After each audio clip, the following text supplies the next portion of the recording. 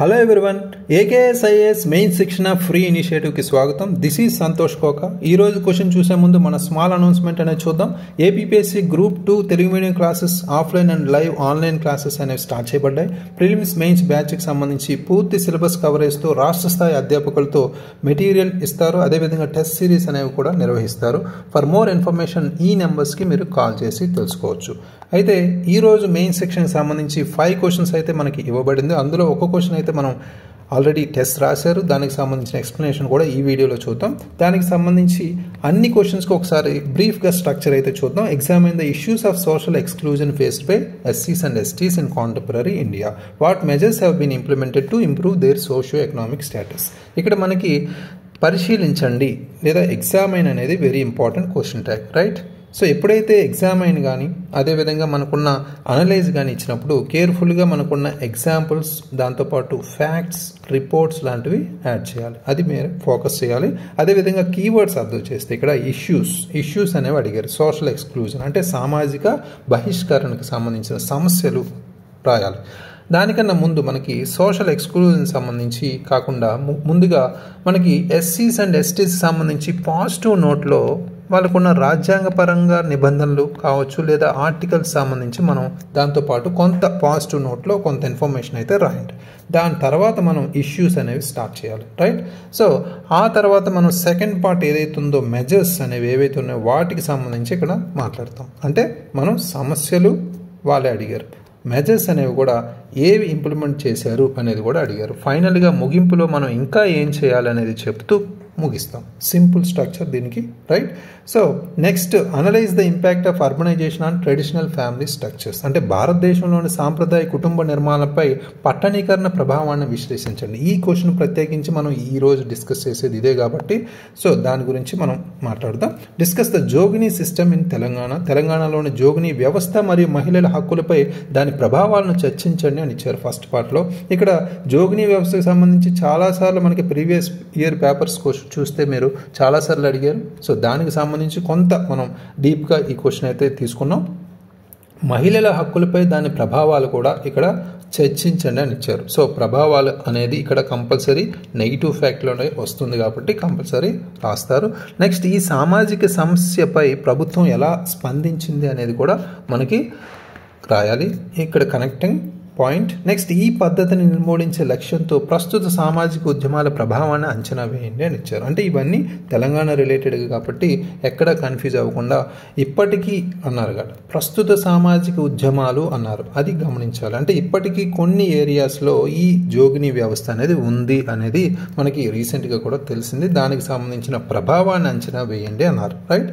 So very very important. Next evaluate the effects of regionalism. ఎక్కువగా మనం రీసెంట్గా మనం ప్రాంతీయవాదం గురించి తరచుగా చూస్తున్నాం కాబట్టి ఈ క్వశ్చన్ అయితే కంపల్సరీ అడిగే ఛాన్స్ ఉంది. ఇది నేషనల్ అదేవిధంగా మన రీజనల్గా తెలంగాణకు సంబంధించి కూడా కనెక్ట్ చేయబడింది. భారతదేశంలో జాతీయ సమైక్యతపై ప్రాంతీయవాదం యొక్క ప్రభావాలను అంచనా వేయండి అని ఫస్ట్ పార్ట్లో ఇచ్చారు. ప్రాంతీయవాదం టాపిక్గా ఇక్కడ తీసుకుంటున్నాం. జాతీయ సమైక్యతపై ప్రభావాలు అన్నారు. అంటే ఇక్కడ అంచనా వేయండి. ఎప్పుడైతే మీకు ఎవాల్యుయేట్ కానీ లేదా అనలైజ్ కానీ ఇచ్చినప్పుడు మీరు కంపల్సరీ ఫ్యాక్ట్స్ అదేవిధంగా రిపోర్ట్స్ దాంతోపాటు మనకున్న ఎగ్జాంపుల్స్ లాంటివి ఇంక్లూడ్ చేయాల్సిందే, రైట్? సో అది గుర్తుపెట్టుకోండి. అదేవిధంగా ఇక్కడ మనం ప్రభావాలు అడుగుతుంటారు ఎప్పుడు, analyse impacts, analyse effects, evaluate effects లాంటివి, రైట్? ఇక్కడ పాజిటివ్స్ అండ్ నెగిటివ్స్ కూడా రాయాల్సి ఉంటుంది ఒక్కోసారి ఆ సందర్భాన్ని బట్టి, రైట్? ఇక్కడ ప్రాంతీయవాదం యొక్క పాజిటివ్స్ నెగిటివ్స్ కూడా రాయాలి, రైట్? తెలంగాణలో ప్రాంతీయవాదం ఎలా వ్యక్తమవుతుంది, ఈ కనెక్షన్ అయితే ఓన్లీ స్టేట్ రిలేటెడ్గా ఈ కనెక్టింగ్ పాయింట్ మధ్యలో అడిగారు. అదేవిధంగా జాతీయ సామఖ్యతను ప్రోత్సహించడానికి ప్రభుత్వం ఏ చర్యలు తీసుకోవచ్చు అని అడిగారు. అంటే మనకున్న కొన్ని సవాళ్ళు ఏవైతే ఉన్నాయో వాటికి సంబంధించిన చర్చించి ఇక్కడ ఏ చర్యలు తీసుకోవచ్చు అన్నాడు. అంటే ఇక్కడ ప్రాంతీయవాదం ఆటోమేటిక్గా ఇక్కడ మనం నెగిటివ్స్ చెప్తున్నాం కాబట్టి ప్రభావాల్లోనే దానికి సంబంధించి తెలంగాణలో ప్రాంతీయవాదం ఎలా వ్యక్తమవుతుందని కూడా అడిగారు. ఇక్కడ మనం ఏ చర్యలు తీసుకోవాలనేది నీడెడ్ మెజర్స్ కూడా ఇక్కడ మనం చెప్పేస్తాం. ముగింపు సింపుల్గా ఇస్తాం, right. So next, what role to social movements. ఇక్కడ సామాజిక ఉద్యమాలకు సంబంధించి తెలంగాణలో సామాజిక సమస్యలు పరిష్కరించడంలో ఈ సామాజిక ఉద్యమాలు ఏ పాత్ర పోషిస్తున్నాయి అంటే పాజిటివ్నెస్లో ఇది అడిగారు. ఫస్ట్ది సింపుల్గా, ఇటీవలి సామాజిక ఉద్యమం మరియు విధానం మార్పులపై దాని ప్రభావం గురించి చర్చించండి అని ఇచ్చారు. అంటే ఇక్కడ సామాజిక ఉద్యమం మరియు విధాన మార్పులపై దాని ప్రభావం గురించి చర్చించండి అంటే పాజిటివ్ నెగిటివ్ ఫ్యాక్టర్స్ వైజ్ మనం మాట్లాడచ్చు. అట్టడుగు స్థాయి ఉద్యమాలు వాటి ప్రభావాన్ని పెంచడానికి వాటిని ఎలా బలోపేతం చేయవచ్చు అంటే ఇక్కడ ముఖ్యంగా ఇటీవలి ఒక సామాజిక ఉద్యమం అని ఇక్కడ అడిగారు. అంటే డిస్కస్ ఏ రీసెంట్ సోషల్ మూవ్మెంట్ అన్నారు కాబట్టి ఒకటి చెప్తే సరిపోతుంది.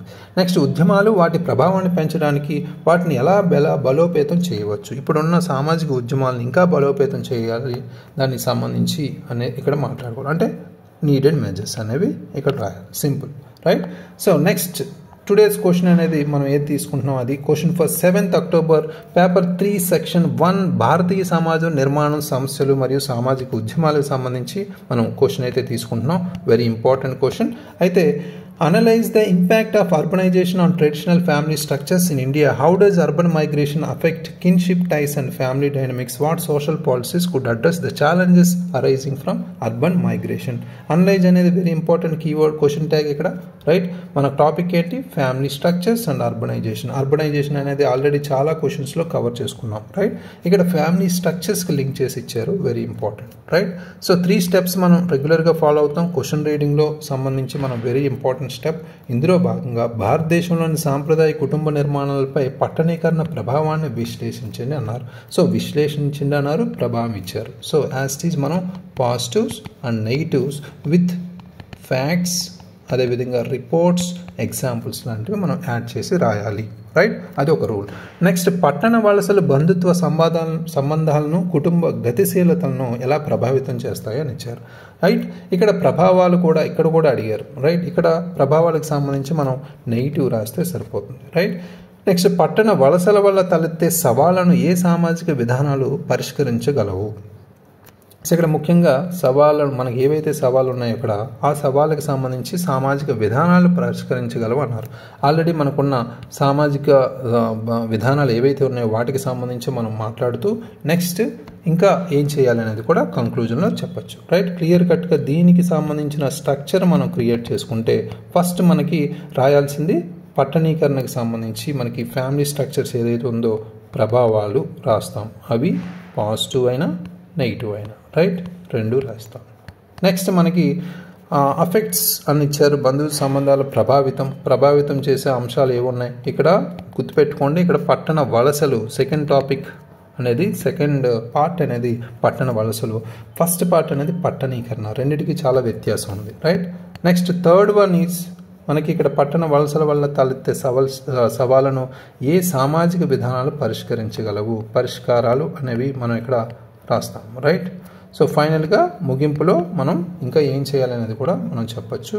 వెరీ సింపుల్ స్ట్రక్చర్ దీనికి, రైట్.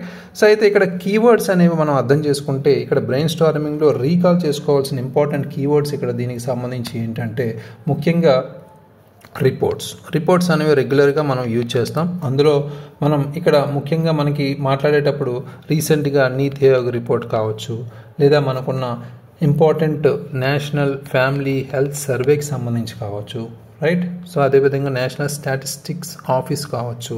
ఇలాంటి రిపోర్ట్స్ అనేవి మనం లింక్ చేసుకోవాలి. అదేవిధంగా మనకున్న ప్రోగ్రామ్స్ కానీ ఇనిషియేటివ్స్ కానీ, ఫర్ ఎగ్జాంపుల్ ప్రధానమంత్రి ఆవాస్ యోజన ప్రోగ్రామ్ అనేది స్కీమ్ అనేది ఉంది, రైట్. సో అది ఇంపార్టెంటే.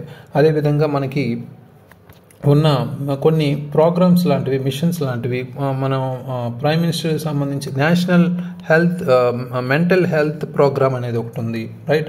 అలాగే మనకి NSO నివేదికలకు సంబంధించి మాట్లాడుకోవచ్చు. దాంతోపాటు మనకి వృద్ధులకు సంబంధించి మనకి కొన్ని మానసిక ఆరోగ్య కార్యక్రమాలు కూడా ఉన్నాయి దానికి సంబంధించి, లేదా పండిత్ దీన్ దయాల్ వృద్ధ శ్రామిక మిత్ర యోజన అని ఉంది వృద్ధులకు సంబంధించి, రైట్. సో ఇవన్నీ మనకి ఇంక్లూడ్ చేయాల్సిన అవసరం అయితే ఉంది. అది మేజర్గా ఫోకస్ చేయాల్సిన అవసరం అయితే ఉంది. సో వీటితో పాటు మనకి సస్టైనబుల్ డెవలప్మెంట్ గోల్స్ ఏమైనా లింక్ అవుతున్నాయా అనేది కూడా మనం ఇక్కడ లింక్ చేసుకోవచ్చు, రైట్. సో హోలిస్టికల్గా మనం ఆర్టికల్స్ లాంటివి కానీ ఏదైనా ఇంక్లూడ్ చేయాల్సిన అవసరం అయితే ఉంది. సో ఫైనల్గా మనం ఇప్పుడు పరిచయానికి సంబంధించి మనం ఎలా రాయాలి అనేది ఇక్కడ అబ్జర్వ్ చేస్తే ఫస్ట్గా మనం ఏదైనా రిపోర్ట్తో మనం స్టార్ట్ చేయొచ్చు. ఫర్ ఎగ్జాంపుల్ మనకి రీసెంట్గా 2023కు సంబంధించి నీతి ఆయోగ్ రిపోర్ట్కి సంబంధించి మాట్లాడుకుంటే ఈ భారతదేశం వేగంగా పట్టణీకరణ అవుతుందని, అదేవిధంగా పట్టణ ప్రాంతాల్లో ఆల్మోస్ట్ జనాభా 35% కంటే ఎక్కువ ఉంది, ఆల్మోస్ట్ 40% దాకా ఉందనేది కూడా రీసెంట్గా వ్యక్తపరిచింది, రైట్. ఇలాంటి రిపోర్ట్స్తో మనం ఒక కరెంట్ అఫైర్స్ ఇంట్రడక్షన్ అనేది ఇక్కడ మనం కనెక్ట్ చేస్తాం, right. Very important. So CA intro అనేది మనం ఇక్కడ కనెక్ట్ చేస్తాం. నెక్స్ట్ మనం స్టాటిక్ పార్ట్ ఎంతో రాయాలి కాబట్టి స్టాటిక్ పార్ట్కి సంబంధించి ఇక్కడ సింపుల్గా మనకున్న పట్టణీకరణ ఒక డెఫినేషన్ లేదా నిర్వచనం సంబంధించి కనెక్ట్ చేస్తే ఒక్క లైన్లో సరిపోతుంది.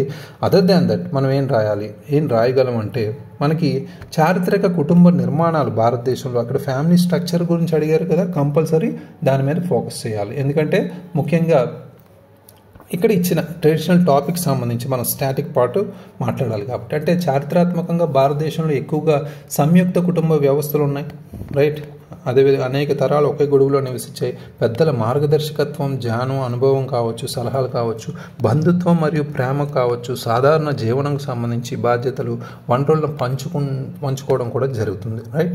ఈ పర్టికులర్ ఒక పారాగ్రాఫ్లో దీన్ని మనం యాడ్ చేస్తే అదొక బెనిఫిట్, రైట్. నెక్స్ట్ మనం పట్టణీకరణ ప్రభావం అనేది మనకి ఫస్ట్ కీవర్డ్ ఏదైతే ఉందో దాని గురించి ఇక్కడ మాట్లాడతాం. ఫర్ ఎగ్జాంపుల్ ఇక్కడ మనం చెప్పుకుంటే కుటుంబాల చిన్నదీకరణ అంటే న్యూక్లియరైజేషన్, చిన్న కుటుంబాల పెరగడం అనేది జరుగుతుంది, రైట్. సో ఇది న్యూక్లియరైజేషన్ అనేది, ఫ్యామిలీ న్యూక్లియరైజేషన్ అనేది జరుగుతుంది. ఇక్కడ ముఖ్యంగా దీనికి సంబంధించి మనం రీసెంట్ సర్వే ప్రకారం national family health survey 5th సంబంధించి మనం మాట్లాడుకుంటే నివేదిక 2015 నుంచి 2021 మధ్యలో ఈ పట్టణ ప్రాంతాల్లో చిన్న కుటుంబాల శాతం దాదాపు 10% పెరుగుతుంది అనేది కూడా చెప్తున్నారు.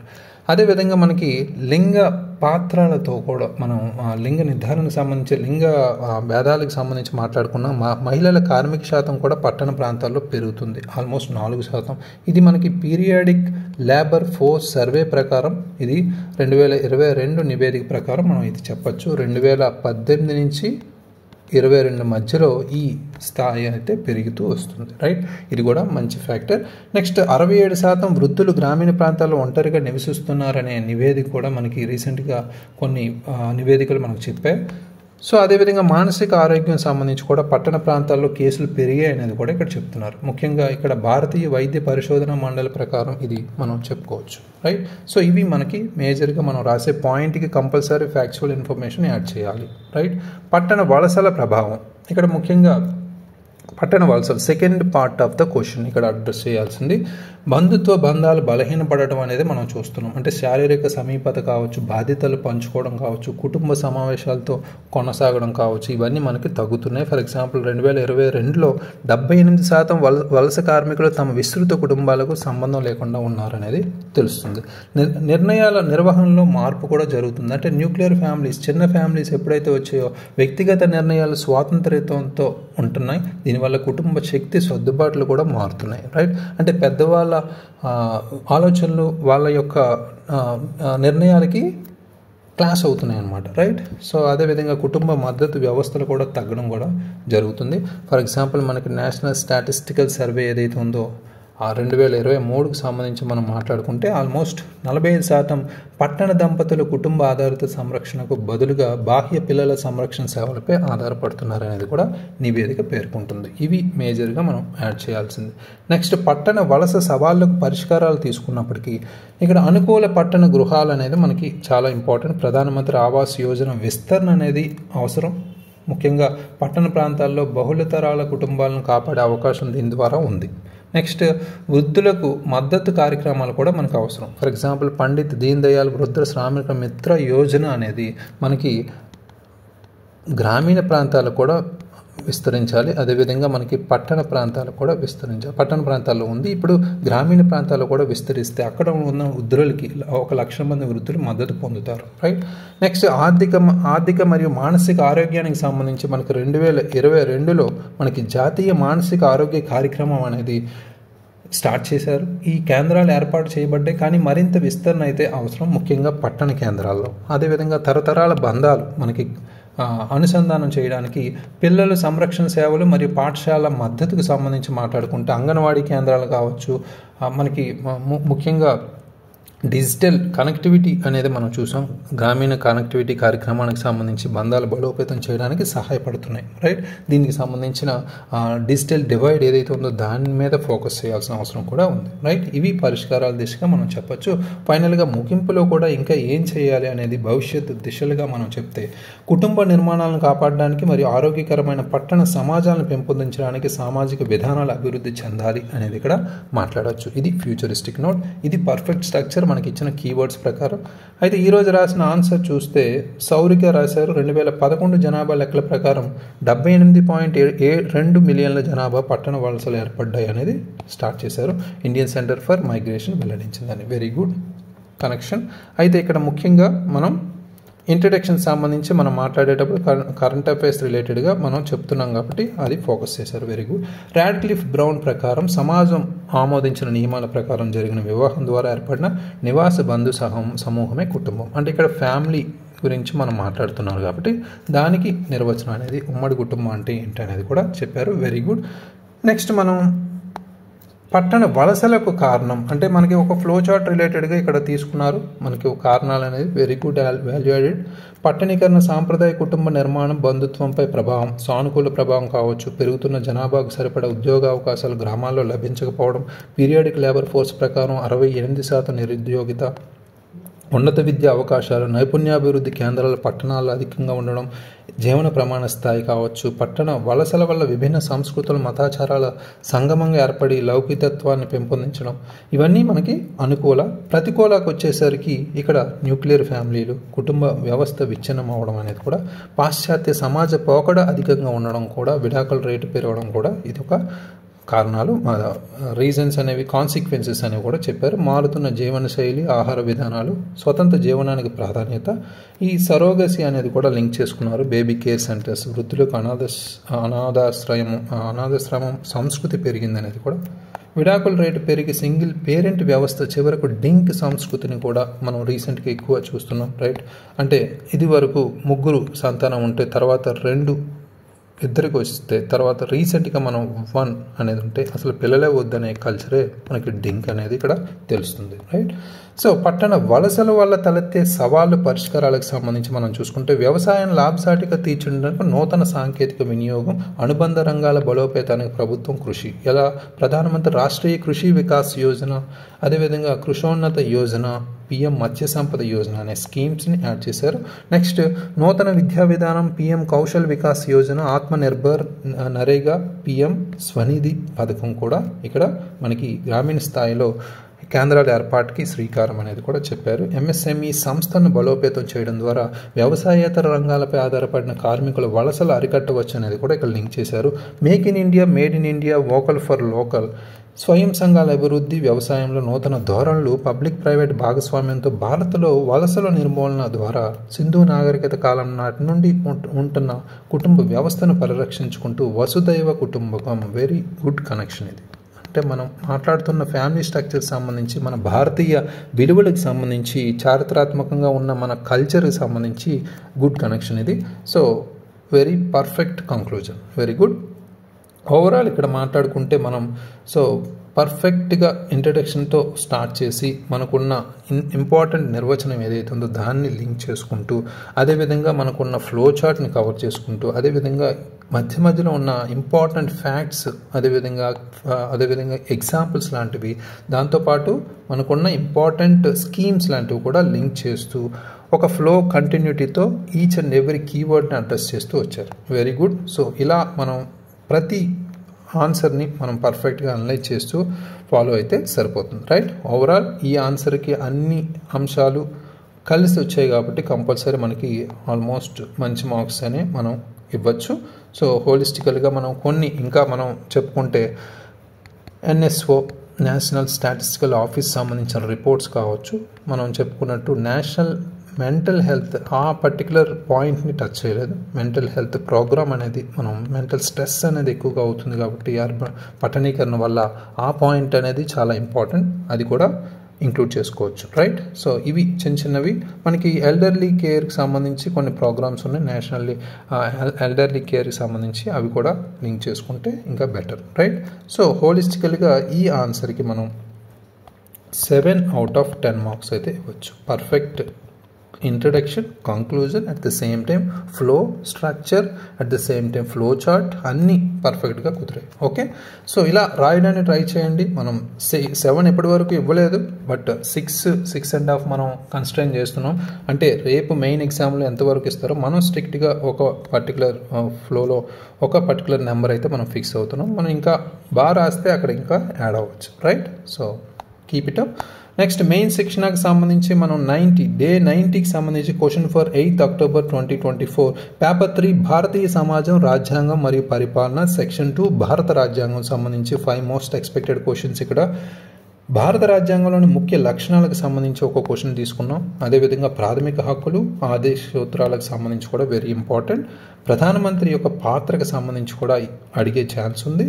నెక్స్ట్ మనకి సమాఖ్య నిర్మాణం, కేంద్ర రాష్ట్ర సంబంధాలకు సంబంధించి కూడా అరుదుగా అడుగుతున్నారు, రైట్. సో నెక్స్ట్ పౌరుల హక్కులను పరిరక్షించడంలో సుప్రీంకోర్టు పాత్ర కూడా వెరీ ఇంపార్టెంట్. ఆల్రెడీ మనం జ్యుడిషియల్ సిస్టమ్ సంబంధించి కావచ్చు, లేదా ఇంపార్టెంట్ సెంట్రల్ ఇన్ఫర్మేషన్ సంబంధించి కావచ్చు, పాలిటీ, కాన్స్టిట్యూషన్ మీద చాలా క్వశ్చన్స్ కవర్ చేసాం. వాటితో పాటు ఈ 5 కంపల్సరీ చూసుకోండి. ఇందులో ఒక క్వశ్చన్ అయితే మనం టుమారో ఎగ్జామ్కి సంబంధించి ఇస్తాం, రైట్. సో ఆన్సర్ని అప్లోడ్ చేయండి ఏకేఎస్ యాప్లో. Thank you very much. All the very best.